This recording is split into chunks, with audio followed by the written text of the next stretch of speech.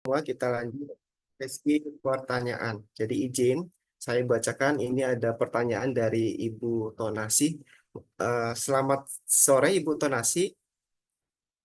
Eh, Sore Ibu, apa mau langsung secara interaktif aja melalui via Zoom? Ibu bisa langsung untuk pertanyaannya atau mungkin saya bacakannya. Mungkin ini untuk ketiga narasumber ya untuk pertanyaannya. Bentar Ibu. Saya bacakan dari Ibu Tonasi izin bertanya. Pertanyaan pertanyaan ini ada 4 pertanyaan Ibu Bapak narasumber. Saya saya bacakan. Pertama, jika memang orang tersebut punya jabatan dan punya perasaan ingin selalu dihargai, apakah itu termasuk NPD? Gitu ya. Pertanyaan kedua, bagaimana sikap kita terhadap orang yang sudah dewasa dan punya NPD, tetapi tidak sadar bahwa dirinya itu mengalami NPD sehingga tidak membutuhkan terapi. Kemudian pertanyaan lanjutannya yang ketiga, orang tersebut sadar bahwa dirinya galak, suka marah-marah, mungkin seperti itu ya, tetapi tidak mau berubah sehingga orang di sekitarnya tidak berani untuk melawannya, walaupun mungkin tidak selalu benar apa yang dilakukannya. Yang terakhir, seperti yang disampaikan oleh Ibu Lucia bahwa terapi biasanya bagi keluarga atau kolega sekitar untuk mengurangi konflik dengan penderita NPD. Karena penderitanya sendiri tidak sadar bahwa dirinya NPD, lalu bagaimana kita mengajak penderita NPD untuk dilakukan hipnoterapi karena merasa dirinya baik-baik saja. Baik, itu adalah pertanyaannya. Mungkin dari Pak Sunarto, mungkin Pak untuk menjawab ya pertanyaan dari Ibu Tanasi. Mungkin Pak, silakan Pak. Izin. Baik, terima kasih. Selamat sore Ibu Tonasi ya. Oke, yang pertama adalah Ya, jika memang yang punya jabatan termasuk mengalami NPD gitu ya. Kita di pertanyaan pertama ya. ya, Eh, betul. Tentunya mengindikasi bahwa orang tersebut menjadi ingin bersikap berperilaku berkuasa dan seterusnya gitu ya. Jadi gini, untuk pertanyaan pertama, dalam mengidentifikasi yang dikategorikan NPD itu kan bukan judgement dari paparan Ibu Lucia, paparan Bu Sri Mulyani, dan paparan Pak Sunarto. Ada seorang ahli yang integrated, jadi gitu. Jadi bukannya sekedar baru dengar ada istilah, ada persamaan dua tiga ciri yang disebutkan ketiga narasumber, terus menjudge bahwa dia itu adalah NPD, tidak gitu ya. Jadi ada yang disebut dengan misalnya poin satu itu lebih mengarah ada integrity antara leadership ya apa namanya cara pemimpin dia dalam menggerakkan tim misalnya apa kan itu ada sistem misalnya apa ya pribadi leadershipnya misalnya otoriter, laissez-faire atau demokrasi misalnya. Mungkin pada tataran nomor satu tadi dikategorikan NPD mungkin orangnya misalnya tadi tidak bisa apa punya empati pada anggota. Tapi itu kan ada aturan-aturan main dalam sebuah organisasi. Jadi saya tidak bisa memberikan gambaran jawaban tentang judgement nomor satu itu. Kadang-kadang gini ada dua keadaan di mana eh, pendapat bawahan itu tidak sama dengan pikiran pimpinan gitu ya. Atau pikiran owner bisnis itu tidak sama dengan pikiran pegawai. Jadi untuk mensinkronkan yang agak sulit karena beda vision gitu. Tetapi kalau misalnya gini, seseorang menjalankan tugas pokok dan fungsinya berdasar aturan main itu yes. Ketika aturan main standarisasi administrasi, absensi, dan kebijakan-kebijakan internal lain yang tidak dijalankan, tapi ada misalnya ada punishment dan seterusnya yang sudah disepakati, itu namanya asertif. Jadi bukan NPD gitu. Itu yang pertama. Yang kedua, bagaimana sikap kita terhadap NPD? Saya yakin dan percaya bahwa bagi kalangan-kalangan selebritas, NPD itu bukan sesuatu yang memalukan sebenarnya. Justru dia akan bisa berhasil dengan ke NPD-annya itu. Kenapa? Karena dia tidak perlu orang lain untuk berinteraksi, dia butuh orang untuk membayar misalnya contohnya. Jadi pandangan-pandangan itu juga yang kita keluarkan ini jangan kita menganggap bahwa ada ciri-ciri pada seseorang tujuh langsung di judgment di NPD, bukan. Jadi NPD itu bukan sesederhana yang kita bilang dari teori-teori tadi. Ada semua namanya penegakan judgement itu yang betul-betul yang harusnya certified lah dari orang-orang yang certified, bukan dari apa namanya pandangan-pandangan yang secara sepihak. Karena nanti gini, judgement yang dilakukan oleh seorang medis atau dokter, ketika dia dokter, dia sudah punya license dokter. Izinnya dari mana, tegaan itu dokter. Jadi ada hal-hal yang bisa dipertanggungjawabkan gitu. Saya pernah menjadi seorang fasilitator Brain Jam Indonesia, tapi saya nggak pernah melampirkan dalam gelar saya. Karena di dalam Sisdiknas itu ada aturan main pencantuman gelar itu misalnya ada hal demikian demikian demikian. Supaya apa? Supaya di dalam tatanan penulisan gelar dan segala macam itu yang honoris causa bahkan ada gelar profesor diberikan pada orang yang tidak akademisi itu harus ditegakkan gitu sebenarnya. Jadi kalau kita kaitkan tadi dengan bagaimana kita menyikapi pada NPD ya mungkin kalau kita lihat banyak orang yang salah kaprah di situ antara perilakunya, antara cara berperilakunya, antara aturan main, antara regulasi itu tidak dijadikan sebuah aturan main yang standar sehingga orang hanya ketika rame-rame famous yang begitu orang menjudge bahwa oh, ini program ini cocok untuk kita dan seterusnya dan seterusnya. Jadi terkait tadi dengan orang yang dikategorikan NPD, saya lebih juga menggunakan analisis bahwa NPD itu tidak mudah di judgment karena yang datang itu bukan orangnya tapi pihak-pihak terkait di kanan kirinya kan itu. Dan untuk datang ke psikolog misalnya seorang NPD itu dia justru nggak bicara masalah ke NPD-annya. Mungkin akan bicara-bicara yang lain bagaimana agar lingkungan menjadi mengerti bagaimana dirinya. Tinggal mungkin kita memperbaikinya bagaimana misalnya pandangan dia tentang berinteraksi dengan pihak lain, tentang etika, kesadaran-kesadaran yang seperti itu. Nah, akhirnya yang begini-begini itu kalau dilakukan secara berkesinambungan bagi kalangan profesional, mungkin dia akan meningkatkan etikanya menjadi lebih baik ya. Meskipun dia mungkin masih ada narsisnya karena dalam dunia dalam dunia selebritas, kalau dia tidak punya need of exhibition, dia tidak tampil di depan. Tapi yang paling konyol adalah orang-orang yang bukan ahlinya berseolah-olah bertindak sebagai itu gitu. Itu merugikan pihak lain gitu. Jadi itu yang kedua. Yang ketiga yang disebutkan tadi misalnya orangnya galak, kita tidak mau berubah. Nah ini sudah merupakan tabiat mereka. Jadi kita tidak bisa merubah orang lain. Psikolog juga bisa berubah orang lain. Sebatas dia comfort atau nyaman dengan dirinya terhadap cara dia berperilaku. Ketika dia menganggap bahwa ini adalah bagian dari karakteristik cara kepribadian dia. Maka itulah dia. Jadi sekarang kadang-kadang yang menjadi persoalan yang saya bilang tadi antara pimpinan dan bawahan itu frame-nya itu tidak sama gitu. Jadi kalau nanti kita sebutkan bahwa semua orang seolah-olah bisa menjudge bahwa orang ini langsung ini, kita udah macam aneh ada pedagang ahli surga, pedagang ahli neraka, gitu-gitu kan kayak ini. Itu apakah itu bukan tergolong NPD juga akhirnya?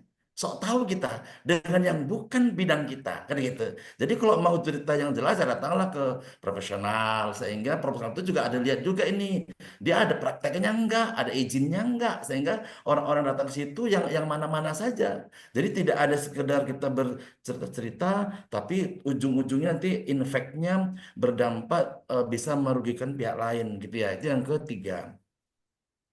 Yang keempat, mungkin ini kaitan dengan family therapy gitu ya.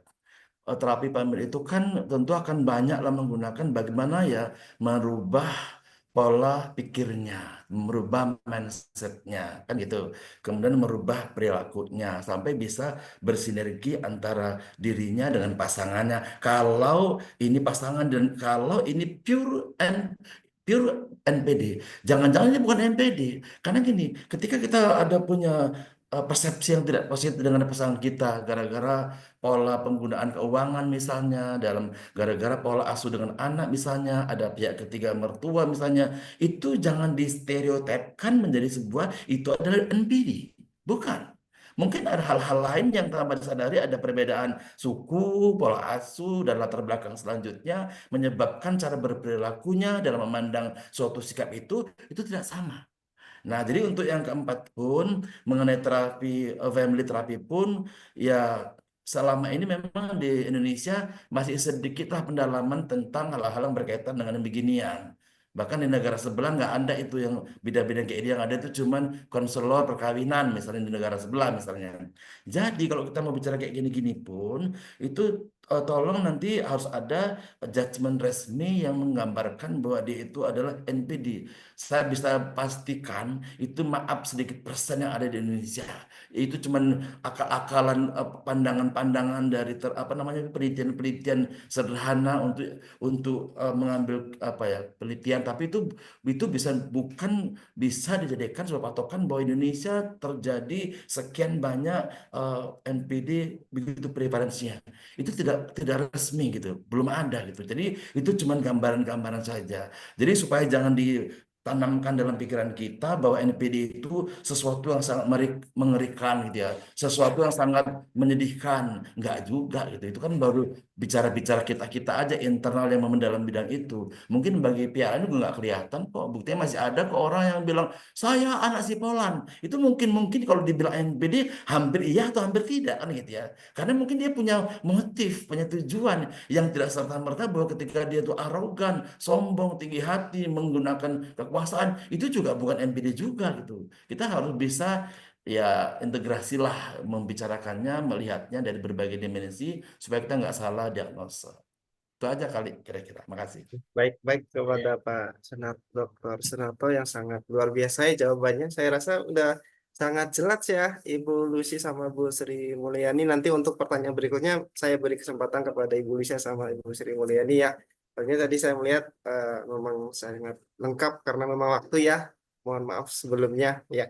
Nanti masih banyak pertanyaan berikutnya.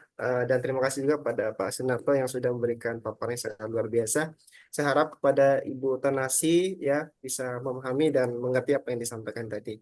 Baik, kita lanjut ya. Mungkin ini untuk jawaban berikutnya kepada Ibu Lucy atau enggak Ibu Sri Mulyani. Pertanyaannya saya bacakan dari Minalia.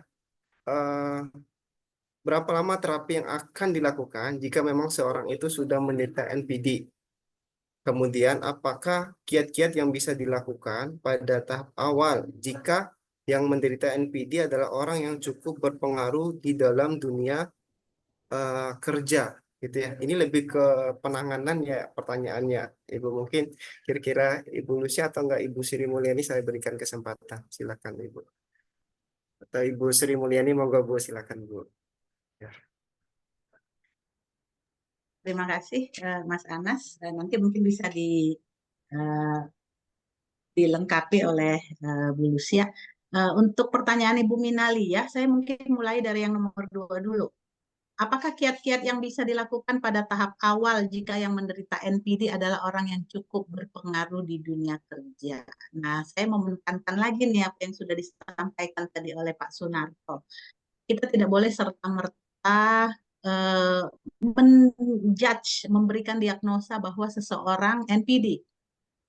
Hanya karena misalnya ini kan karena tadi orang yang berpengaruh di dunia kerja. Memang satu sisi seringkali orang-orang NPD ini adalah orang-orang yang berhasil karena mereka punya dorongan yang sangat kuat untuk eh, apa namanya untuk dikagumi gitu ya. Itu memotivasi mereka untuk berhasil gitu ya. Tapi bukan berarti ketika kita melihat ada orang yang sangat membanggakan dirinya, yang sangat dominan adalah NPD. Jadi sekali lagi yang boleh mendiagnosa adalah klinisi, psikolog klinis atau psikiater gitu. Nah, di jadi tahap awal, kalau misalnya ketemu ciri-ciri orang yang suka diagung-agungkan, yang sangat dominan, yang kurang empatik, tapi kita nggak boleh bilang langsung NPD ya. Tapi ada kayaknya ciri-ciri NPD yang disampaikan di webinar kemarin masuk nih gitu. Ya kita katakan aja ada ciri-ciri tapi bukan berarti dia kita judge dengan NPD gitu ya. Nah, cuman kan tadi persoalannya adalah gimana ngadepin orang-orang seperti ini gitu ya. Nah, eh, yang paling bisa untuk memberikan pendekatan, memberikan intervensi itu adalah orang-orang paling dekat.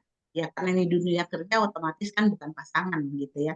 Tapi di dunia kerja, walaupun kalau memang benar ini NPD, itu biasanya mereka tidak punya hubungan emosional yang sangat kuat gitu ya. Jadi hubungan dengan orang-orang lain itu cenderung permukaan. Tapi kalau ini tidak NPD, dia pasti masih punya tangan kanan, masih punya orang-orang yang dekat di dunia kerja.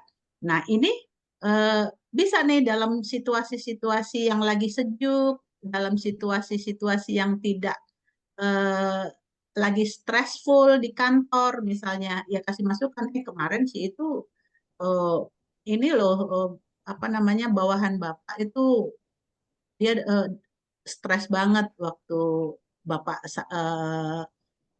misalnya Bapak kritik kerjanya gini-gini. Mungkin cara menyampaikannya bisa agak di ini Pak, atau gimana lah gitu. Tapi dalam komunikasi yang akrab gitu ya. Jangan sekali-kali memberikan masih dalam kondisi panas misalnya terus kita kasih ini gitu ya. Dan itu apa namanya, pendekatan yang terus-menerus itu masih bisa berfungsi. Apalagi kalau memang ini NPD gitu. Logika orang NPD itu tuh masih bisa diintervensi. Yang sulit itu biasanya emosinya gitu, harus melalui terapi-terapi tertentu. Atau kalau punya kedekatan dengan orang rumahnya, diberi masukan bagaimana ketakutan-ketakutan orang di sekitarnya, bagaimana orang menjadi tidak produktif, harus dikaitkan dengan situasi kantor, dengan produktivitas, bukan ke yang lain-lain, bukan ke persoalan-persoalan yang sifatnya personal gitu ya. Nah, ini untuk yang nomor dua. Untuk yang pertama mungkin eh, tadi saya juga udah sampaikan, yang namanya pendekatan itu bisa pendekatan holistik dan terpadu. Jadi tidak dari satu bidang pendekatan saja. Nah, kalaupun itu dari satu bidang pendekatan, misalnya pendekatan seorang klinisi atau psikolog klinis misalnya, itu sangat bervariasi antara satu orang dengan orang lainnya. Tergantung tingkat keparahannya, tergantung dukungan sosialnya. Ada nggak orang-orang terdekatnya yang bisa membantu untuk juga mengikuti terapi misalnya, dan lain sebagainya? Bisa nggak diikutkan dalam misalnya terapi-terapi kelompok, pendekatan apa yang bisa diberikan dan lain sebagainya. Jadi nggak bisa dipastikan. Yang jelas tuh sekali pertemuan nggak mungkin. Tadi kan juga Bu Lucia juga udah menyampaikan bisa sampai beberapa kali gitu ya. Tapi mau berapa kalinya, mau berapa lamanya tergantung pada banyak. Mungkin itu yang bisa saya sampaikan. Baik, terima kasih Ibu Sri Mulyani untuk jawabannya sangat luar biasa Ibu. Mungkin tambahan mungkin dari Bu Lucia, Ibu, dari segi terapisnya itu seperti apa atau pengalaman-pengalaman yang ditemui Ibu, monggo Bu silakan Ibu. Gimana Ibu? Cukup? Iya, Sepertinya cukup sih, Mas. cukup. Oke, Ya, Bu, memang baik, holistik ya, siap. pendekatannya harus holistik, kemudian juga tidak bisa dalam waktu yang cepat ya. Baik.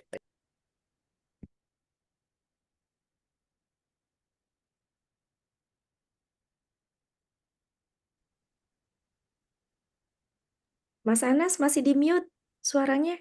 Oh iya, izin Ibu, mohon maaf, tadi saya ini tidak melihat tadi Bu.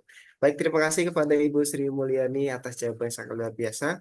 Kita melanjut untuk pertanyaan berikutnya. Mungkin ini saya beri kesempatan kepada Ibu Lucia, Ibu yang pertanyaannya ini ada studi kasus ya, lebih ke pengalaman-pengalaman dari apa Ibu yang bertanya ini dari Hendra Putri. Izin bertanya, saat ini saya sedang menangani kasus remaja perempuan 13 tahun yang datang dengan keluhan berkonflik dengan teman dan selalu merasa dirinya benar. Hasil tes Wechsler score kompre sangat rendah dibandingkan dengan aspek lainnya. Anak juga sulit mengakui kesalahan dan cenderung menyalahkan orang lain untuk semua konflik yang terjadi. Saat ini intervensi apa yang bisa diberikan pada remaja yang menunjukkan gejala NPD tersebut.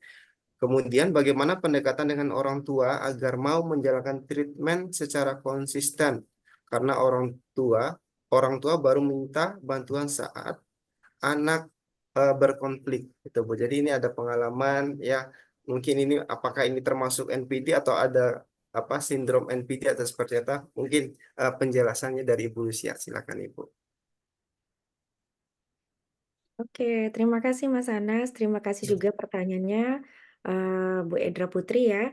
Ya, seperti tadi yang sudah disampaikan bahwa untuk bisa menyatakan seseorang itu mengalami NPD atau bukan, benar-benar harus melalui tes diagnostik ya, melalui psikiater ataupun, para psikolog klinis.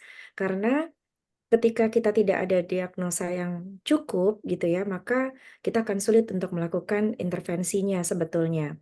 Nah, untuk anak usia 13 tahun, kita tahu ya bahwa ketika anak-anak di bawah usia 17 tahun, bagi kami, terutama para hipnoterapis, kami justru menerapkan intervensi kepada keluarga, kepada orang tua. Atau kata kata-kata sadisnya tuh gini, "Bapak Ibu, ketika anak mengalami gangguan perilaku, orang tuanya lah yang diterapi." Nah, Karena tapi kita orang nggak tuanya pernah lebih ngomong dekat kayak ya gitu Bu. ya. Maksudnya seperti itulah pada kenyataannya bahwa lingkungan pola asuh itu amat sangat mempengaruhi ya perkembangan kepribadian anak-anak. Dan bagaimana ketika kita ingin mengintervensi anak itu sendiri, tentunya harus dengan persetujuan dari orang tua. Maka yang paling utama bagaimana kita memberikan edukasi yang sangat baik kepada orang tua tentang bagaimana pola asuh mereka, bagaimana mereka disadarkan untuk melakukan treatment yang tepat begitu ya. Dan saya juga sepertinya kalau anak-anak di usia 13 tahun itu, saya nggak tahu nih kepada para psikolog klinis ya Pak Sunarto dan Ibu Sri Mulyani, di usia berapa anak-anak itu bisa dites, apakah mereka mengalami gangguan kepribadian atau bukan. Karena kita tahu bahwa, narsistik ini adalah bagian dari perkembangan, psikologi perkembangan anak ya, di mana mereka memang sedang mempelajari bagaimana mereka mengenali seperti self identity-nya berkembang, bagaimana mereka sedang mengembangkan rasa percaya dirinya, mengembangkan rasa self konsepnya dan seterusnya. Nah, namun untuk tes diagnostiknya nanti bisa dijawab ya oleh Pak Sunarto dan Ibu Sri Mulyani. Nah, kemudian intervensi yang paling baik selain dari orang tua yang kita berikan edukasi, anak-anak juga bisa kita bantu, yaitu dengan cara kalau biasanya di tempat saya tidak hanya sekedar melakukan konseling, tapi juga melakukan coaching. Bagaimana saya membimbing mereka untuk mengembangkan keterampilan-keterampilan hubungan sosial, kemudian bagaimana kita tahu lah ya banyak sekali metode-metode psikoterapi seperti Virginia Satir yang selalu menggunakan modeling, kemudian demonstrasi dan seterusnya. Nah, itu yang bisa kita lakukan untuk anak-anak remaja supaya mereka bisa bertumbuh dengan lebih sehat lagi di dalam pergaulan sosialnya. Kira-kira itu Mas Anas. Terima kasih. Baik, terima kasih Ibu Lucia, jawaban sangat luar biasa ya. Memang kalau ada pasien-pasien dengan anak lebih ke orang tuanya karena kan tadi dijelaskan itu penyebab utamanya juga itu salah satunya dari pola asuh orang tua gitu ya.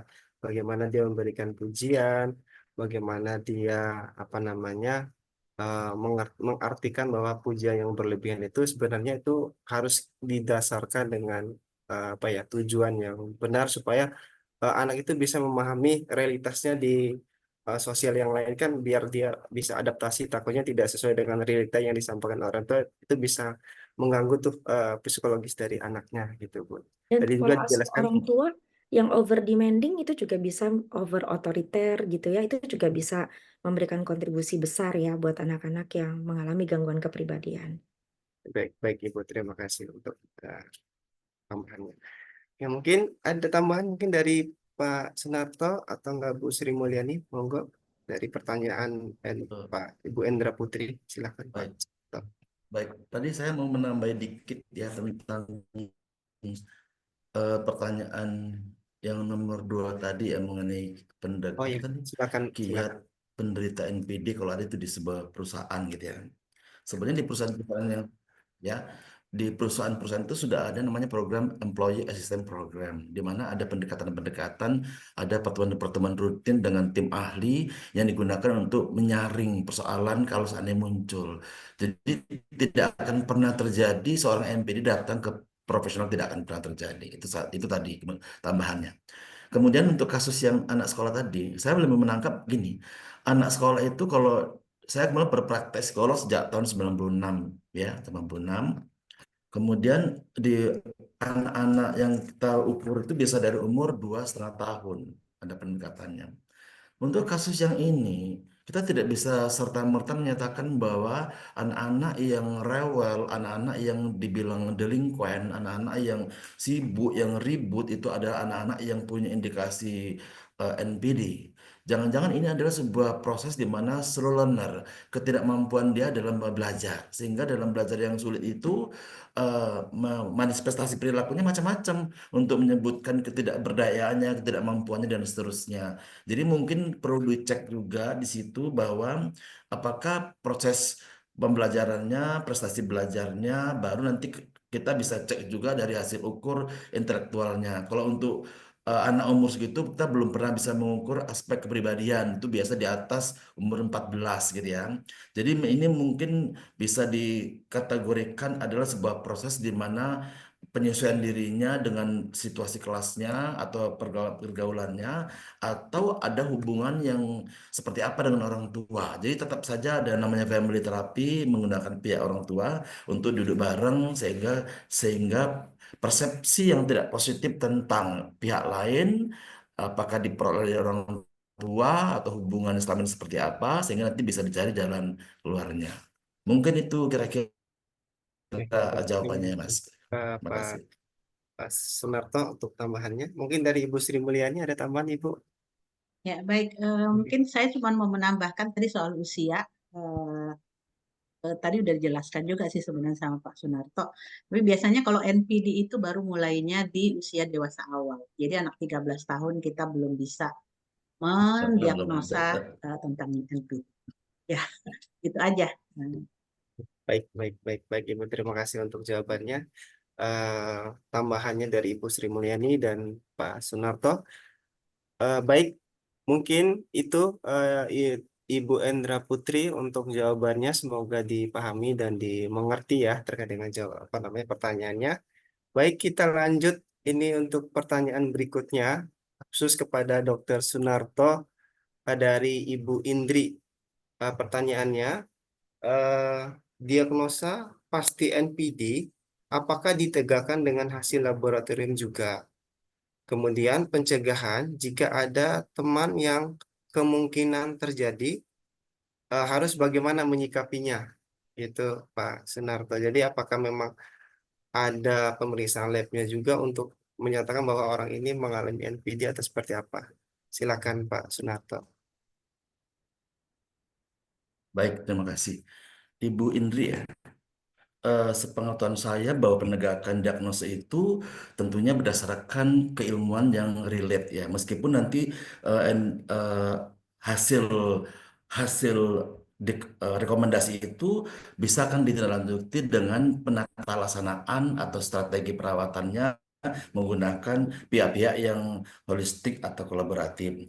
Tapi seyogyanya biasanya di dalam penekanan diagnosa orang itu dikategorikan NPD itu ada menggunakan tools ya. Tools itu alat ukur psikologi atau alat ukur psikiatrik yang bisa dipakai untuk menegakkan itu. Jadi memang yang bisa memberikan rekomendasi cuman kalau nggak psikolog ya psikiatrik. Jadi yang lain justru secara holistik untuk penanganannya saja. Bisa mungkin kalau dia sudah sampai ke histeria, yang tegang-tegang, butuh kesejukan menggunakan medicine ya kita menggunakan psikiatrik gitu ya.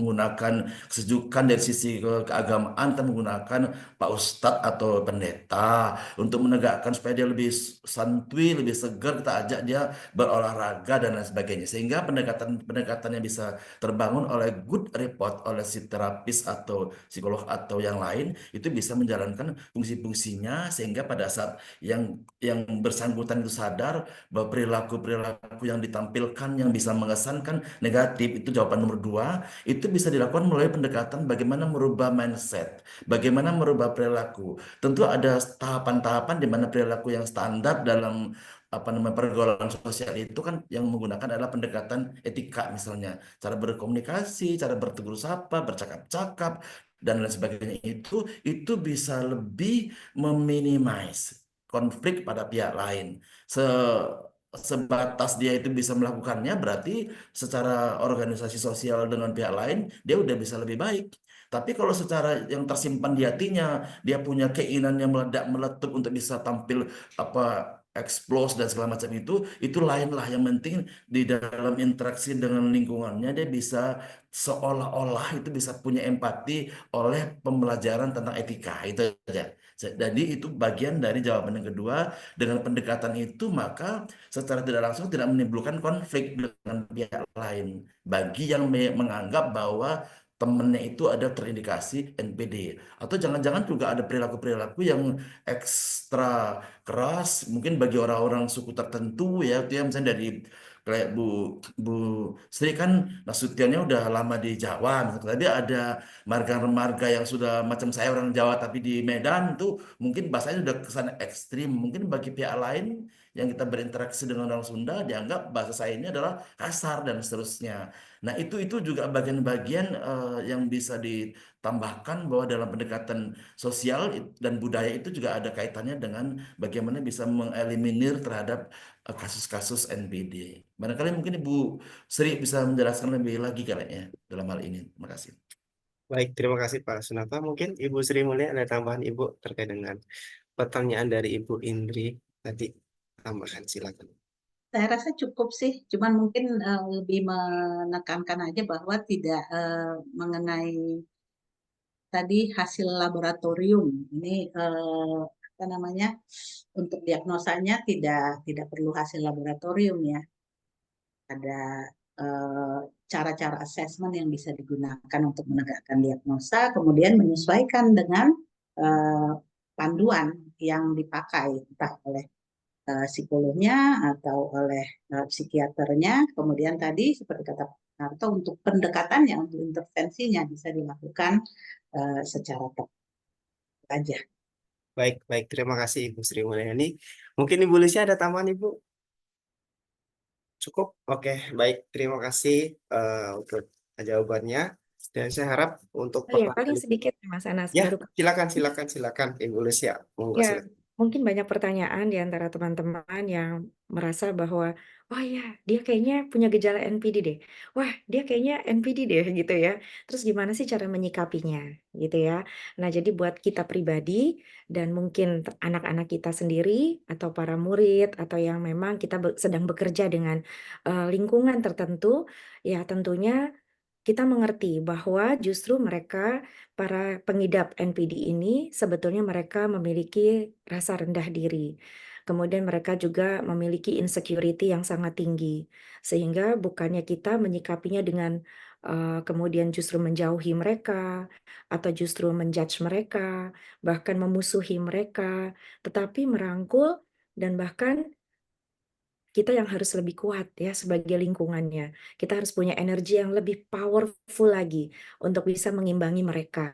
Sehingga kita tidak akan tertarik bahkan tanda kutip menjadi korban mereka, tetapi justru kita bisa bersikap menjadi bagian dari peer counselor lah gitu intinya ya, menjadi apa counselor sebaya untuk kita bisa memberikan lingkungan yang lebih sehat lagi. Tidak hanya untuk diri kita sendiri tapi lingkungan dan bahkan mungkin juga bisa menginspirasi mereka yang mengalami gangguan-gangguan kepribadian untuk mereka bisa segera menyadari dan menemui bantuan profesional. Oke, itu aja. Baik, terima kasih insight barunya dari Ibu Lucia ya terkait dengan pertanyaan tadi. Mungkin ini ada pertanyaan terakhir kepada narasumber ya. Masih ada 3 menit ini. Kebetulan ini ada muncul pertanyaan yang baru ya dari Bu Santi. Nggak apa-apa ya, Ibu Bapak semuanya narasumber ya. Karena ini sangat seru sekali ya diskusi kita pada sore hari ini terkait dengan narsistik ya. Dan tentu banyak terjadi di kalangan-kalangan kita di dunia pekerjaan ataupun di dunia lingkungan sosial. Mungkin ini terakhir dari Ibu Santi. Terakhir ini ya, Ibu Bapak. Apakah eh, wanita dan pria mungkin ya yang suka motret diri sendiri terus bersifat narsis? Ini maksudnya gimana ya? Hmm, mungkin Bu sih. Tergantung jawabannya, Mas. Iya, iya Bu. Saya Iya, juga ya. suka selfie kok, Apakah tapi wanita pria kadang-kadang suka saya seringnya modeling nggak terus? saya bagiin. Ya, ini pernyataan kayaknya Bu ya, apa ya? Aha. Bukan pernyataan gitu ya. Mungkin kita skip aja ya Ibu ya karena waktu juga. Jangan Jadi narsis itu nggak apa-apa, asal Iya, jangan narcissistic personality disorder. betul. Nah, itu yang suka salah kaprah gitu ya. Narsis itu NPD, enggak. Enggak. Narsis itu ya banyak orang yang narsis gitu, tapi ya bukan berarti NPD. Yes. Kalau narsisnya untuk bisa menginspirasi orang lebih positif, why not? Kenapa Bagus tidak? juga. Iya, betul, Ya, betul. siap siap Bu. Berarti Seperti Pak narsis boleh. Sunarto, Tapi, mantan Abang None. Bukan ya, Pak? hmm, ya, Keren loh, Pak. Masya Allah. baik baik baik. Baik. Terima kasih untuk Ibu Bapak narasumber, Ibu Lucia, Bu Sri Mulyani, dan Pak Sunarto. Mungkin ada kata-kata yang disampaikan mungkin kepada Ibu Bapak yang di sini mungkin ataupun di luar sana nanti yang melihat di tayangan YouTube ya. Kata-kata mungkin pesan ya mungkin bisa disampaikan oleh para narasumber kita ini buat Ibu Bapak atau teman-teman di luar sana terkait dengan NPD ini. Mungkin silakan kata-kata sebelum kita tutup untuk kegiatan diskusi kita pada siang hari ini gitu Ibu. Mungkin dari siapa dulu ini? Saya Pak persilakan. Narto dulu deh. Ya, Ya, dari silakan laki-laki yang Pak sendirian Sunarto. ini dulu. Boleh, boleh, boleh. Boleh Pak, silakan Pak. Eh, Mungkin pesannya mungkin baik, Pak sampaikan. Ya. saudara, Bapak Ibu dimanapun berada, para peserta yang hadir di hari ini, tampil baik, menarik, berprestasi, cantik, ganteng, itu adalah hak manusia untuk bisa menunjukkan eksistensi dirinya kepada pihak lain. Namun kalau itu sudah menyampai kepada berlebihan dan ingin menggunakan kewenangan untuk melibatkan orang lain, itu tidak boleh. Terima kasih. Baik, terima kasih Pak Sunarto. Mungkin dari Ibu Sri Mulyani Ya, pesannya. saya lebih ingin menekankan lagi, kita harus eh, apa namanya aware, waspada terhadap orang-orang yang ada di sekeliling kita, termasuk orang-orang terdekat kita, dan memahami apa yang terjadi dengan mereka. Tetapi jangan mudah memberikan label atau menjudge dengan nama-nama gangguan tertentu. Gitu. Biarlah itu menjadi areanya para ahli. Yang perlu kita lakukan adalah bagaimana kita menyikapi sehingga perilaku-perilaku yang tadi kurang berkenan itu dari orang terdekatnya bisa memberikan sedikit kebaikan gitu.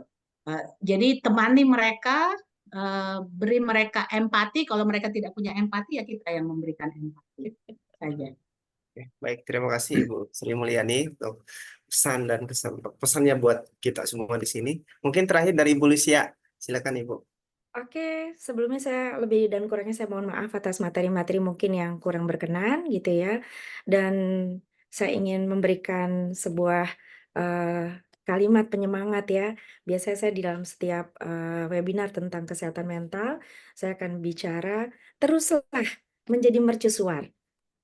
Tetaplah fokus kepada diri untuk terus memiliki positif energi, untuk bisa terus mencerahkan dunia, menyehatkan diri, dan menyehatkan sekitar kita. Itu aja. Oke, baik Ibu, terima kasih sangat luar biasa pesannya. Terus menjadi seperti mercusuar ya Bu ya tadi ya. Oke Ibu Lucia, Pak Dr. Sunarto, Ibu Sri Mulyani, terima kasih atas ilmunya, kemudian materi-materi yang sangat luar biasa yang diberikan kepada kita pada sore hari ini.